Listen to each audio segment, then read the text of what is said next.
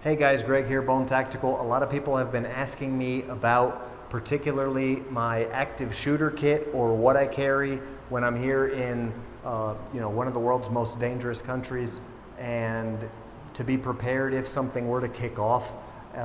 What's the absolute minimum that I carry if I'm not really expecting anything, but like I say, here where I'm at right now specifically is it's called La Entrada, Honduras, and it's well known for various shootings. In fact, the very sad story, the pastor of the church where we do a lot of our outreach programs, his wife was actually killed right here close by a stray bullet.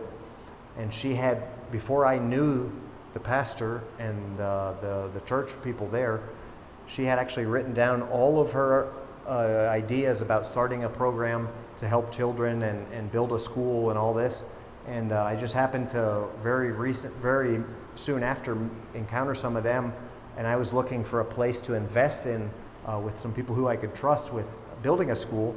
Well, now we have the school built, and we're helping 150 children who are below the poverty line have a chance at an education and a chance at life. So just that being said, let me get right into it. Gray Man Operations Pack here is what I actually carry every day. You guys know that. Super, right now I don't look military at all. Super Gray Man theory. If I want to go long sleeve, cover the tattoos, I can. But this is a battle belt from Snake Eater Tactical. So I'll show this, and I'll show everything that's on the battle belt right here, because if something really were to pop off, what I can do is I can just grab this and throw this on, because I have my pistol obviously in an IWB. I've got always a couple magazines at least on me, and then all concealed. And then going from there, I can throw this belt on. I've got my EDC Relentless knife, so levels of necessity there. And basically, what's so important is if you run out of ammo, I've got a rifle mag carrier on here. I sometimes use for my cell phone. It's important to use what we are thinking that we're going to use in the real world. And I've been using this particular battle belt here now every single day for more than a month. And I train with it in the morning. I do my exercise running to the mountains, and I wear it. Usually if I don't leave, I just wear it all day, because if I don't leave my compound and if I'm working making knives, which I have been for over 30 days straight, then I went into the mountains for some hunting and excursions, which you guys have seen the recent videos of that. But I wore it constantly for all that. And got a med kit on here. So very important, really cool med kit. I'll show you that in a second. But I'll just go kind of through here. Snake Eater Tactical makes great USA made, beautiful products. He does a really good job over there. This is really cool belt. I love his minimalist style. So EDC Relentless right there in line, very affordable backup blade. I like the fact that I can have multiple, on all of my different kits, I can have one of these blades as a backup blade, because they're so cheap but so reliable, and it's just quick to access either hand. If I got to reach over with my left hand and grab it while I know I'm about to run out of ammo, I can do that. And fully symmetrical blade design, really grippy, just the best budget blade out there for so many reasons. And if you want to leave one on every single piece of kit, you can do it. This is a holster, because the holster didn't fit my exact needs, because like I said, I've been wearing this every day, and the fact that I'm wearing it every day, and then combined with the fact that I wear it outside, especially if you're if it's not your primary weapon, if it's your secondary weapon and you're wearing it outside, again, not concealed, then I want to have a secondary retention on there. Okay, and this fits very nicely right there on the grip of the pistol. It's a flip of a finger here, or what I like even more is as I'm going to access it, I can just flip that back snap off of the back side, and it's like a thumb drive. Okay, so of course these are not available anywhere. I just made this myself because what I needed as far as a Kydex holster was not available for my needs. But something great to consider, I don't recommend open carry, guys.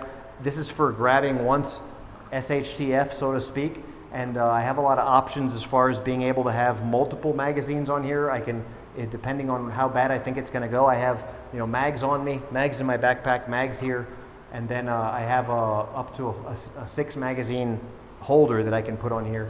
if I really, and that kind of would be the best option if I don't want to be very weighted down. But when I was recently just using this in the jungles, I was trying to go as lightweight as possible and having a couple spare mags, and then always a extended mag in my backpack. I even have the 50 round mag that I got from Natchez Shooter Supply. So really cool for the Glock there. But one of the coolest things that I've got on here is this med kit, and it's behind the back, but even though it's behind the back, it allows me to reach through and grab here a tab, and I can pull the kit out from behind my back. I can reach back, grab the kit, pull the kit out, and have access. Okay, a lot of you guys that wear your med kit up behind you, you possibly may not have access as much as you think to it. This is really cool because I can just grab one of these tabs on either side, pull the whole kit out. As far as med kits go, they're very much more important in groups. If I was in a bigger group of guys, when I am operating with a group of guys, I always have bigger med kits, or we always have access. The guy that's designated medic, or really all of us have access to a bigger med kit. This small med kit is because I'm mostly operating solo or with very few people, and on this battle belt I don't have it set up to be on operations. I have it set up to be going around my average daily stuff. Right now I'm doing some different just general tasks. I just went to the grocery store, for example. I don't leave the mountain much, so I'm kind of taking full advantage of being able to go to the grocery store. I've been really concentrating on my knives, but stuff like that. So it's not set up for combat. It's set up for when SHTF. I'm most likely going to be using this on another person, not myself. Why? Because of the fact that I really don't have anybody coming to save me. The way that I operate, I've always operated overseas in dangerous areas without, I'm not in the military. There's nobody to call. No ambulance is going to come, no rescue crew, no quick operations, quick reaction force, nothing like that. There's nobody coming to save me. And so I only need enough medical stuff that I can need to really protect myself. In fact, when I was operating heavily, which now, I'm old now, I'm an old man, and seeing most of my people that I had worked with no longer with us has led me to really reevaluate what I do, and I really look more into now making the world's most effective edged weapons, the clothing lines, non-permissive environment gear that I have. So really that's the kind of stuff that I enjoy doing anymore. I recall and share this information gained through experience to help you guys. So everybody's always said, you don't carry a med kit, and there's been times when I haven't carried a med kit because I slimmed down to the absolute essentials. And especially with Gray Man Theory, if you're in an area where med kits will have you picked out, soloed out as being an operator, spy, whatever, not as being something that you want to be noted for, or if they're reviewing your stuff and you have a med kit, they're like, oh, military training. So you have to weigh so many different things. There's so many levels, and I really recommend you guys check out The Real Gray Man Theory for that info. Like I say, in place of a med kit, way back in the day, I used to carry a grenade because I knew that nobody was coming to save me. And certain operations, you want to just be able to pull that pin, and you want to make sure that you don't get taken alive because you know what they're going to do to you. So it really just depends on the situation, and it's crazy. Nowadays I carry this med kit. I don't feel like I'm gonna need it for myself just because hospitals are so far and everything like that. Maybe I could get some natural emergency like a car wreck or something, but I also really carry a med kit anymore to help others, because anymore where I'm at in life, I really feel like what I want to do is look out for other people, help others, try to think as much about others as possible. And I think it goes hand in hand with having a battle belt and being prepared, like this battle belt here. That's kind of that's my recommendations, is carrying something like this, you bear a responsibility to be a protector, and you better have enough proficiency to not be a danger to yourself, not just make the situation more worse. If there's an active shooter and you just go Rambo jumping into dangerous terrain or areas, then what you're going to do is you're going to make the situation more difficult for everybody there. And then so something like this active shooter kit is really very limited and very minimal. Why? Because of my extensive experience, training, and proficiency. I don't need much. I really don't need much. I always have said in the U.S., people always ask me, you don't carry a firearm in the U.S. No, I don't, because I'm a convicted felon. A lot of people know that story. I had to, defend myself. Shot a guy that was trying to kill me and been, labeled a convicted felon now forever.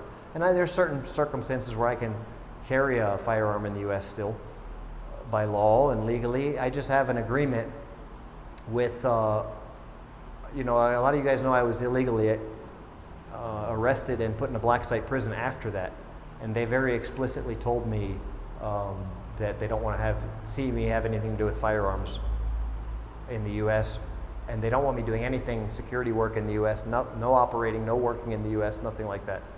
So I told them, look, I sell my stuff in the U.S. and that's fine, but you make certain people nervous when you have a certain skill set and you're operating in their backyard. So, they made it clear to me what I needed, what could be done and what couldn't, and I didn't necessarily get the message right away. So I would just every time I'd go to the airport, the SWAT team would surround me and they would lock me up, and then they would tell everybody they didn't know where I was. That happened several times until I was actually put in a black site prison in Germany for 48 days before they released me. And then it was in the U.S. when they finally brought me back, and they had, they said, hey, you're too high profile.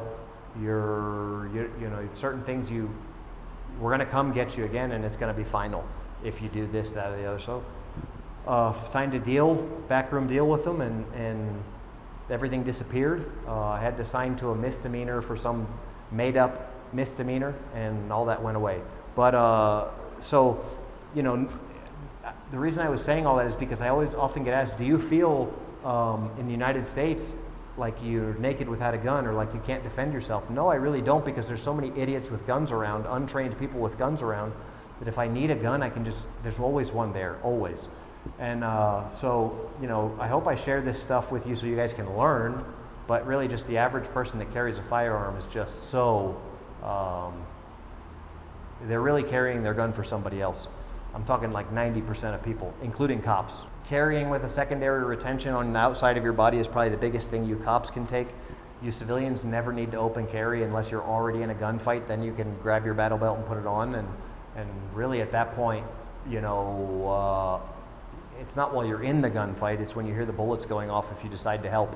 But if you do hear the bullets going off and decide to help, you better be darn good with that gun, and you better know what you're doing, so you're not putting yourself and others in danger. And so all of this stuff that I'm sharing with you requires years of practice before anyone would even want to consider or think about putting it into practice, into actually doing it, right?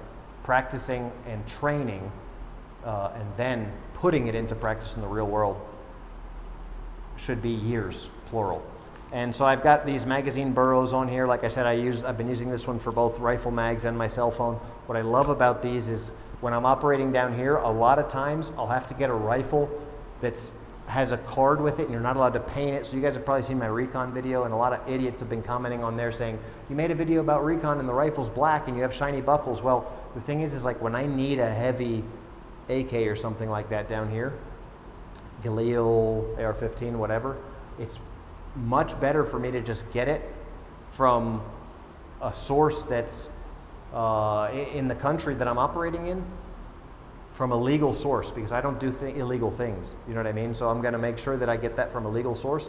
And then if I'm operating with a firearm that's permitted with a picture of it and its own little card, I have to make sure that I don't modify that, right? Because I'm just using it for what I need to use it for legally, and then I have to return it. So that being said, I always am running into different rifles and stuff like that. So anybody who really wants to be prepared to the ultimate level, you might want to consider that in a real SHTF situation, like you guys call it, you're not going to necessarily have that rifle that you thought you had. You may not be able to get home to get your rifle that you don't have with you, so you have to use a different rifle. You have to get a rifle that this guy just got killed, and now you have to take his rifle and use it. What magazines does it have? So adaptability is such a big deal.